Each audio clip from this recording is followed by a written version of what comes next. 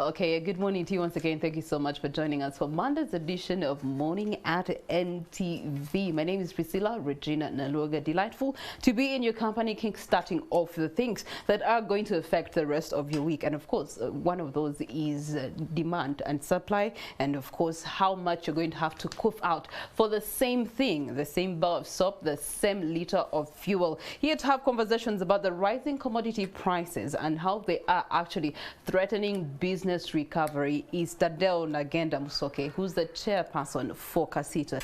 Good morning to you, Thaddeus. Good morning. How are you? I'm okay. How are you? You're fine. Yeah, I'm fine. But that means if the chairperson is fine, then surely the rest of the members of KACITA should be fine. We are trying to cope up with the current situation. Okay. So we are trying to maneuver through such challenges. All right. From your capacity, what is the situation like for your members, and how are they managing? The situation is so tricky, but we are trying to make several consultations and research to see how can we best survive. Currently, mainly the traders, we have several challenges, and we are trying to negotiate with the landlords. They had started to increase rent, and you find that the sales are very low. So there is no way we're expecting that we could afford rent. Moreover, even when the sales are low, because you find that the inflation is so high. And when we met the traders last week, we had a special meeting where we were trying to brainstorm and see how best can we advise the government, what can be done. And through that, KACITA came out strongly, and we thought that the government hasn't done enough to address such a challenge. So through that, we are trying to advise our traders, where you find that you cannot afford rent in order to save the business, can you shift at least and utilize the metropolitan area? Because basing on our research, now the metropolitan areas, business is somehow fair than here in the central or central business area. Reason that you can easily walk from home to your shop. And then even you can pack your tea, you can pack your lunch. So somewhere you can save. It applies even to some of our customers. They think that now, like when you come from Buyikwe, our Chagwe side, to come and buy a phone in Kampala, it's not economic at all. So it's better you buy from Mukono or you buy from Kalaji. Somewhere you save even time, jam, and even you find that what you save when you buy a phone in Kampala is very minimal. So whereby someone who has preferred to buy from Buyikwe or to buy from Kalaji saves better. So we are trying to advise our members, can you try to shift and maybe we utilize the metropolitan area, because it has several advantages, and even some we have tried to advise them to be more innovative. Nowadays you just order something from online and then a border man can deliver. So if you cannot afford rent, instead of going and borrow money to pay rent, and you cannot raise that money for rent, it would be better maybe we utilize the digital platforms. And as KACITA, we are modifying our website to provide free space for all our members so that they can easily be accessed by the customers. So it's not so easy, given the fact that even the Bank of Uganda now has increased the CBR. So you find that we are trying to see that we are negotiating with the banks to make sure that they lower the interest rate. We are competing with foreigners, where you find that the interest rate abroad is cheaper. For Chinese, it's 2%. In Kenya here, it's just 10. Of course, you have to monitor it or ask about it in spectrum of, the entire economy. The Chinese economy is bigger than our economy, so a 2% does make sense for that bigger population that they have. But the fact is that now we are competing in the same market. And you find that in order to invest, we are trying to see how can we sell the government policies to our members, like value addition, to boost local production. And this one necessitates you to go and access bigger loans. So bigger loans with high interest rate, you're going to be a slave to the bank. By the way, that's why most of our traders who have tried to venture into local production, they have collapsed. We had a very big trader in Chikubo who was selling electronics. Now he's no more. Because the moment you go into manufacturing and you access interest rate which is very high and you're going to compete with the Chinese, automatically you are going to be out of business. So we are engaging the banks because they are our comrades through the Uganda Bankers Association, and we had organized some special packages. We are now, instead of getting a loan at 30%, you could easily get it at 15 or 18. Okay. So, but now with this intervention of Bank of Uganda, we are scared. You never know. All our negotiations. Before the intervention, what has been the response of the banks towards this particular suggestion? It has been so good. They had already bought the idea, and we are implementing it. Already our traders. Did it have a time frame per se? No. It was an open-end arrangement. After the end of the month, we could carry out evaluation basing on the bank which has offered that loan.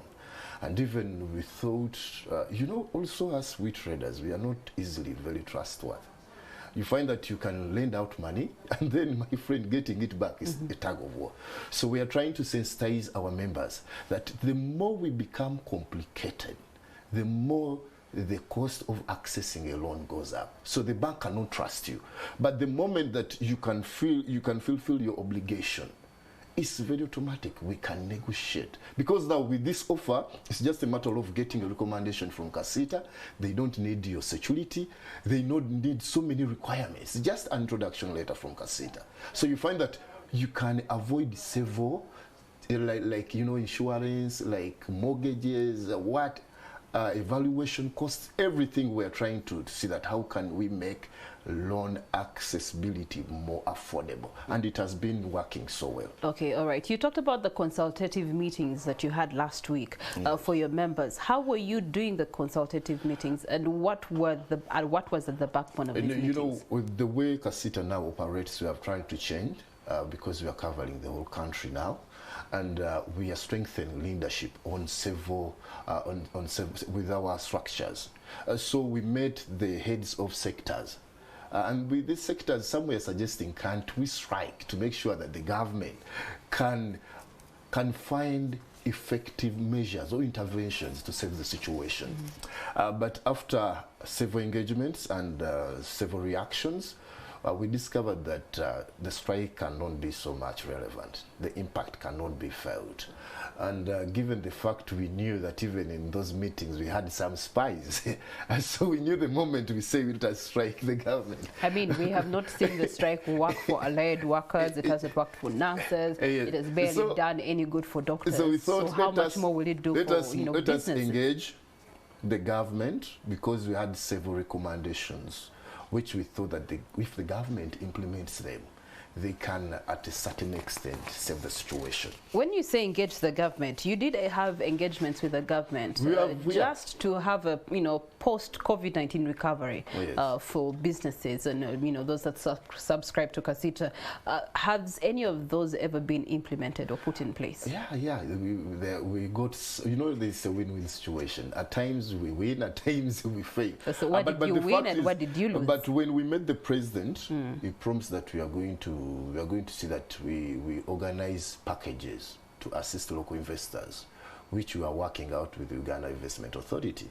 And so they have not yet matured. People have not yet started benefiting from them. But when we engage them, and when the 6th month of 2022, which now you're talking about COVID-19, now grappled with high costs of living, what does that mean? When you're dealing with the government, the bureaucracy in government at times takes long. You just imagine the teachers are here now, they are going to receive their package. But just imagine how many years has it taken. So we cannot stop engaging the government. We just call upon the government to be more effective, like private sector. Okay, for example, the public sector takes sometimes the packages that you have talked about, that you're having engagement with government, at what level have they reached now for COVID, in June? Yes, for COVID now, like for URA, totally it was very, very dynamic. We didn't crash with URA, and even currently when they try to enforce the new policy of clearing vehicles from Mombasa, we engaged the Commissioner General, and his response was so positive. We had to stop that policy, to pause that policy, so that we harmonize and not to affect business, because we told him the situation is very uncertain. Given the fact that even we are trying to recover, implementing of new policies is going to affect our business operations and even the cost of doing business. Currently, I don't know, maybe with the leadership of URA, but they have been so positive. We rarely now crash with URA. So you find even they are devised. So we think we won when we met the president. And then another concern was with the banks. The banks, they tried to restructure. Though we were not contented with the restructure, but it saved confiscating most of our members' property. Yes, we know with the restructure, for us, we thought that let the loan pause. When it pauses, there are no interests. But with this other second lockdown, when we engage Bankers Association, the banks organized very flexible packages, which to a certain extent favored our traders. And those who could not even afford to reservice their loans, we organized with KACITA that when you come to KACITA, we can negotiate with the bank than running away. So when you run away and you don't engage the bank will just know this Musoke man wants to cheat my money. So it will have to implement all legal procedures to make sure it saves its money. So through such engagement and more professional approaches, we have tried to save the business community. Thaddeus, so there's a member of KACITA who went ahead and enjoyed that packaging that you're talking about with the bank. They got a loan at a much more negotiable deal between them, understandable between them and the bank. They went ahead to invest in their business, and just when they had invested in their business lump sum of money, then we do have the economic crisis hitting, meaning that there's low returns, low sales, and they cannot be able to service the loan as had agreed initially. What is the way forward for such a person? No, for that, it's really tricky.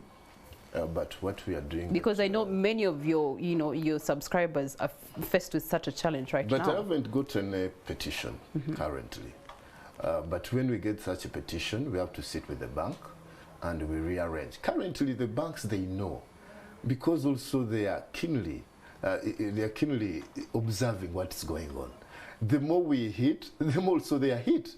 There is no way the bank can survive when the business community is suffering. So we have those joint engagements.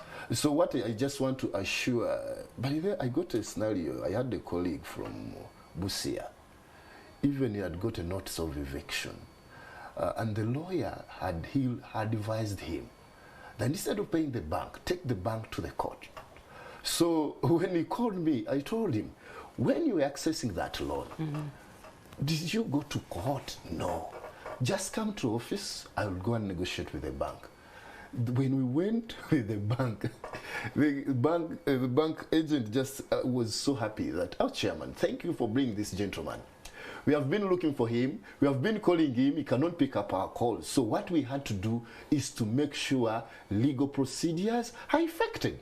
So we negotiated so well, and even they gave him a grace period. Get something.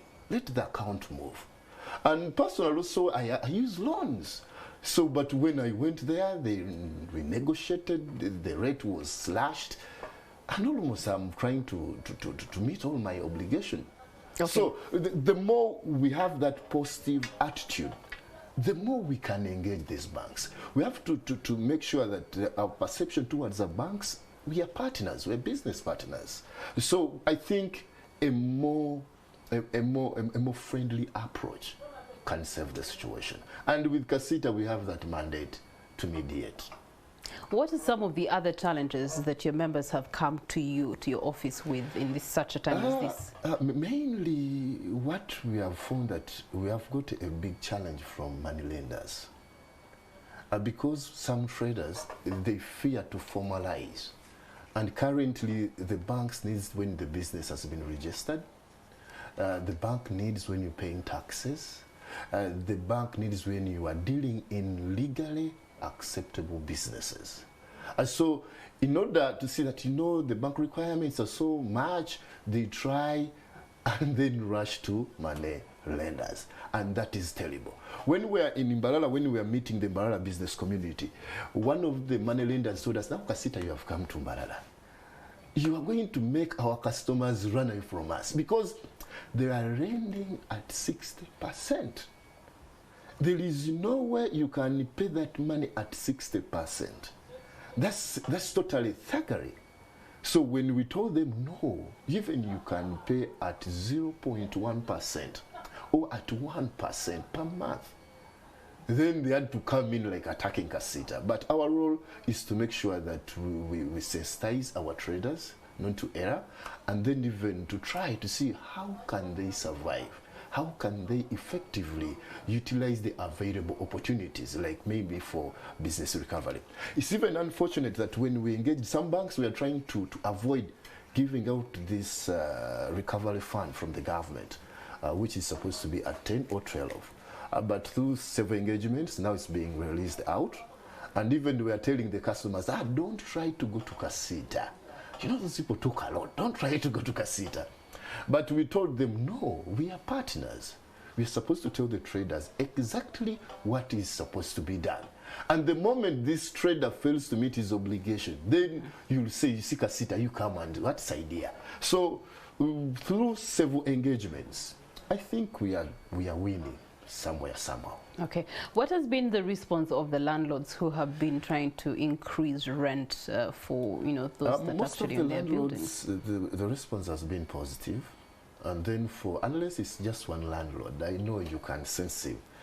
But his response was so negative. When he increased 300, and then when I called him, he said, now, Chair, again, you are disturbing. And what were the reasons he was giving for that increment of 300 shillings extra? That he was saying that because of the current situation. What does the building do? Does the building buy fuel?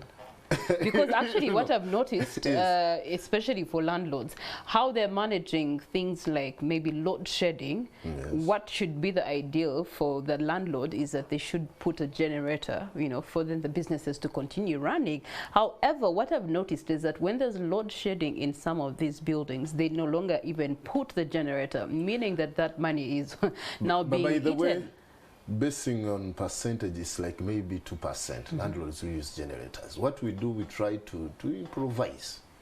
At times now we have invested in 2 inverters.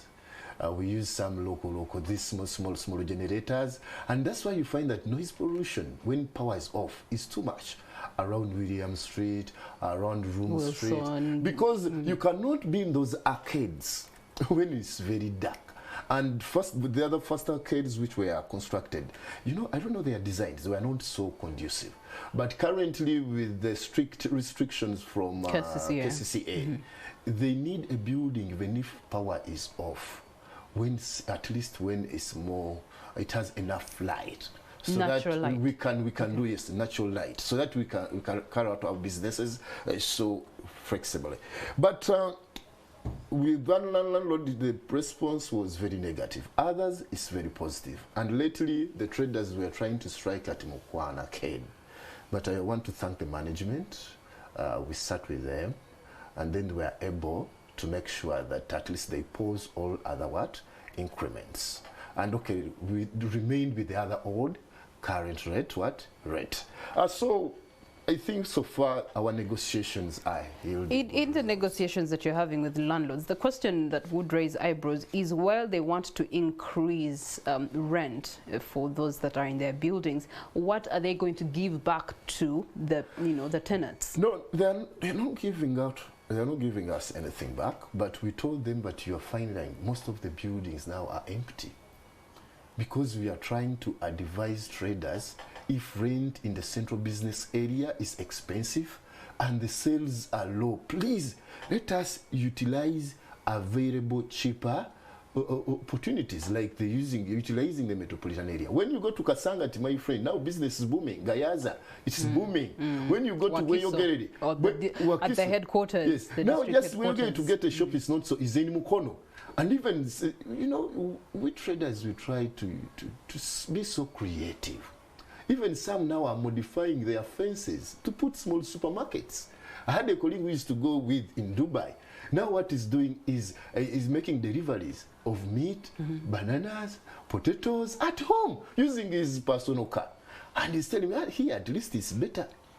there are no taxes, there are no what, so you can easily survive. So we are trying to see that which other avenues can a trader utilize for business survival. Okay. So, but most of the arcades now, they are empty. You find that the arcade is being occupied just on the first floor and second floor. And even now what the landlords are doing, now they are giving us offers. Now even some are reducing the rent. For stores, even now, even if you go with the 200, which was on 1 million, you can get a store, because we told traders, why should you rent a store when you have a garage at home? Utilize that garage at home. So you find that now the stores were empty. And this landlord has to service a loan. And even the banks, when you told them, yes, those people are not meeting their obligations. So when through these engagements, we told them, the more the traders migrate from your building, how will you meet your obligations? So let us be realistic. Also, you are traders, you are in business, you know things are not moving on as we are expected. So with this, some have been responding so positively. And those who don't respond, I think they will find a very hard time to find tenants on their buildings. Okay, all right. So you can say, at what scale do you say that the traders have been responsive, especially on utilizing the metropolitan growth? Yeah, most of them, by the way, they have utilized that. So they are running away from central business area. And that's why even some landlords were calling me, hello, Chair, please let us negotiate with the government to make sure at least they allow importation, because they know most of the people who occupy the buildings are importers. And so when the buildings are empty, how will they survive? So we told them, most of the times you attack KACITA. When we come to negotiate, we say, you see, KACITA is fighting landlords, what. Now you see, we are supposed to be one, and then we are supposed, when we are engaging the government, let us join forces and let us be as one team. Through that, the private sector is stronger, and even it gives us at a more better negotiation percentage with the government, because they know that all contributors are from the private sector. But the moment you are divided, the landlord is attacking KACITA, KACITA is attacking the landlord, then the government don't know, yes, now I have these guys. Okay, all right. You have also talked about another adoptive recommendation that you've given to members of KACITA, which is to adapt to the new normal, the digital era that is here to support businesses. Yes. We saw that actually aiding a lot of businesses to survive during the COVID-19. Post-COVID-19, the expectation is that people are going to go back. But I remember when they had actually just reopened arcades, many of people had actually resorted to their cars as moving businesses, as moving shops. So now, just when they were opting to go back into their arcades, now you're experiencing these, commodity prices that are affecting them directly and indirectly, which means that they might have to adopt to other ways of trading. Of course, one of them is digital. It might be okay for the urbanization, but then again, for those of them that are not in the urban centers, in the rural areas, you've talked about KACITA expanding to, cover the entire country. What is the response for those that are not in the urban centers? With this, we are to have a package with MOBS and then Enterprise Uganda to make sure that we carry out intensive sensitization. And now we have also a workshop in Arua very soon, and then in Bali. But I don't know what is puzzling me, that when we go to all those towns, and now they are cities, I think urbanization is progressing so well. And that's why we are trying to negotiate with the Ministry of IT to make sure that can the government slash taxes on smartphones so that they become more cheaper. Internet, can it be more affordable, so that now those are engines or the fuel business. So we thought, well, that's a long-term conversation. Yes, that's a long-term, because but we had the president in the presidential address. He cannot even begin thinking of slashing taxes, because that is going to just cripple the budget that is upcoming, which is financed by Ugandans. Based on our technical team, we advise the government also to slash its expenditure. The moment we traders, we the business community, are all on our knees, that let the government find possible interventions. And then the president saying, well, I cannot slash the taxes. But the expenditures, the government hasn't slashed at all the expenditures. So we think that when the government revisits its expenditure, it can meet its obligation. Because when we met the permanent secretary, Minister of Finance, because when we engaged the president, we had to carry out a petition to the president about his stand on the government. And then he instructed the Minister of Finance to put a special committee to see how they can advise the government to find possible measures which can mitigate. And luckily enough, I was selected to represent the business community on that committee. When we are there, we try to reason our comrades, because the fact is, for them, they don't feel the challenges. They just go to the petrol station with a card. It's all funded by the government, by our taxes. not the government, but our taxes. And then for them, even they fear to come in the private sector. We in the private sector, we struggle a lot for survival. Just try to, I can trust you. You try to carry out some research about those who are serving in government. When they leave those positions, they say, how you people do you survive? How comes the cost of living is so high? So we want them to know that they're serving us, and when we speak, it saves the economy. So there are possible measures which the government can implement. First of all, by reducing its expenditure.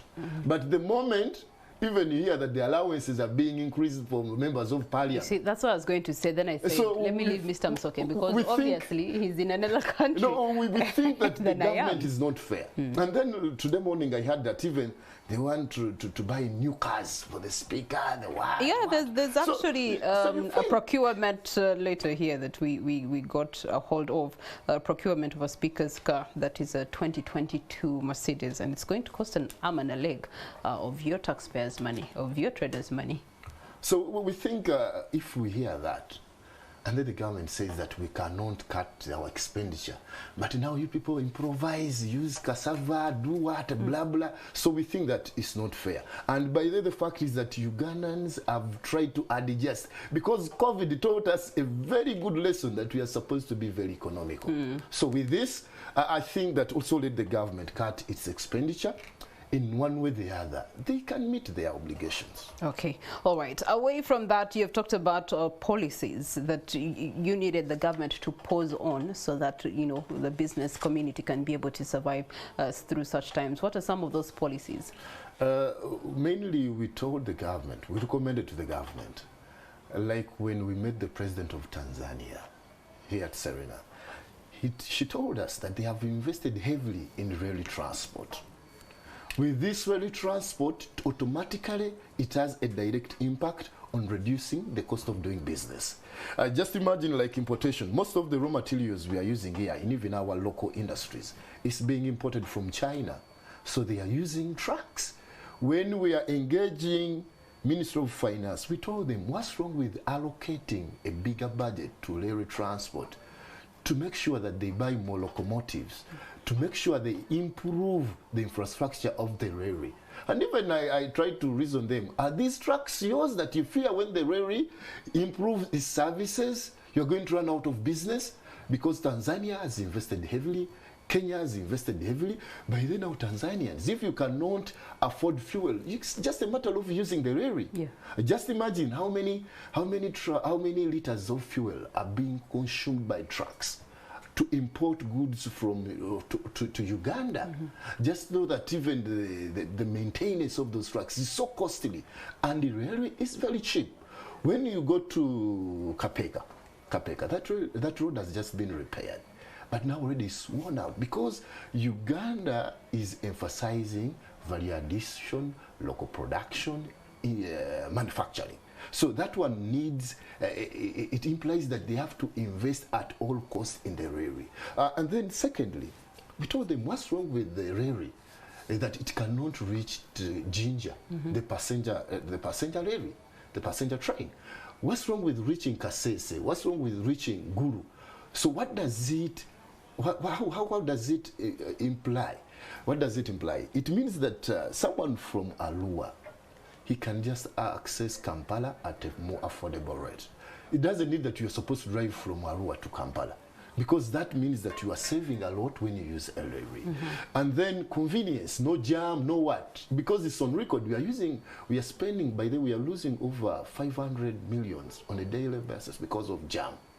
So with that, we thought that if the lorry is taken as a priority, it can save a situation. Okay. That's improvement of public transport. Even we have this the project of Killer Motors. Those people making good buses which use solar. So if now fuel, the cost is so high, what's wrong now with utilizing those buses? They have taken a bigger share of our budget.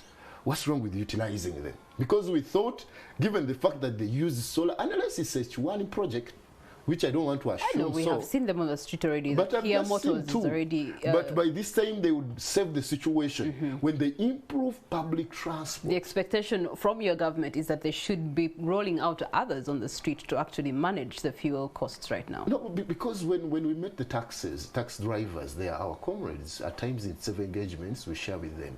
They told us, no, when the project comes, even they can buy shares in the project. So that is more effective. So the government should not worry that we are going to conflict the taxi drivers because already they had embraced even the project. So I think it's a matter of being more, if the public sector can implement some recommendations with efficiency, it can save the situation. Another recommendation was, say, cutting the budget for the government, which again up to now they are telling us, yes, we are going to revisit, but they haven't. And then you're talking about cutting the budget. Yes. There's Almighty Limited, a new car quotation. I don't know if Dan can put that up. What you see on the screen there is a new car quotation, which is for a car for the Speaker from the Clerk of Parliament. It's a 2022 model that you're looking at. It's a Mercedes AMG. If you know that car, trust me, it's a guzzler. Before we even look at the purchase price, which comes down to about 1.9 billion shillings, the fuel cost that is going to be paid by the wananchi is a lot for such a vehicle. And so you are talking about the government cutting costs. That definitely does not reflect every cry of the normal Ugandan, the citizen out there, that as you're telling us to eat cassava, can you please also find ways of eating cassava? By the way, with that, I think it's annoying Ugandans more.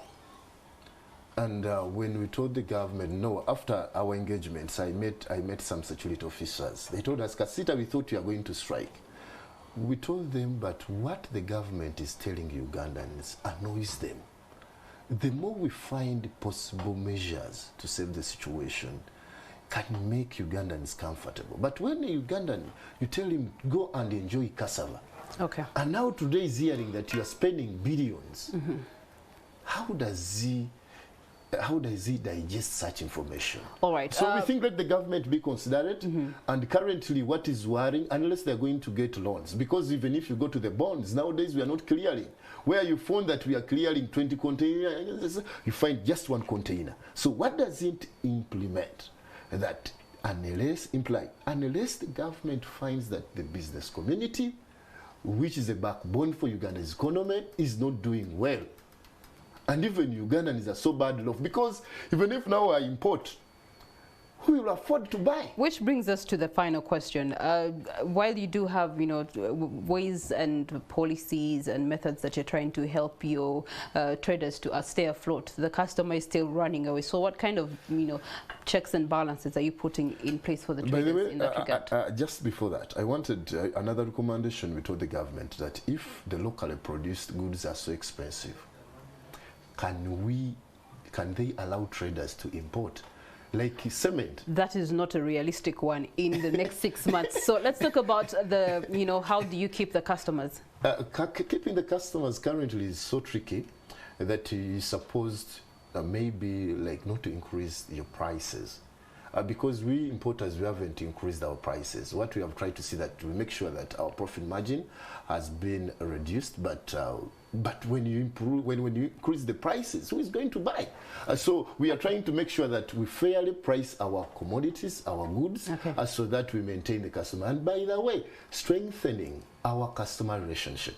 Thank you so much, Mr. Thaddeus. Strengthening customer relation, but he has also brought to light some new information. The importers have not so much put increment on their trade or end of business. However, the retailers have done so, which definitely is speaking a lot into the rising commodity prices, which is unfair to the end user. So it explains why we have to run away as your customers, because you're really being unfair to the whole ecosystem of commerce and trade as we know it. Anyway, we've had it from Thaddeus and Nagenda Musoke, who's the chairman for KACITA.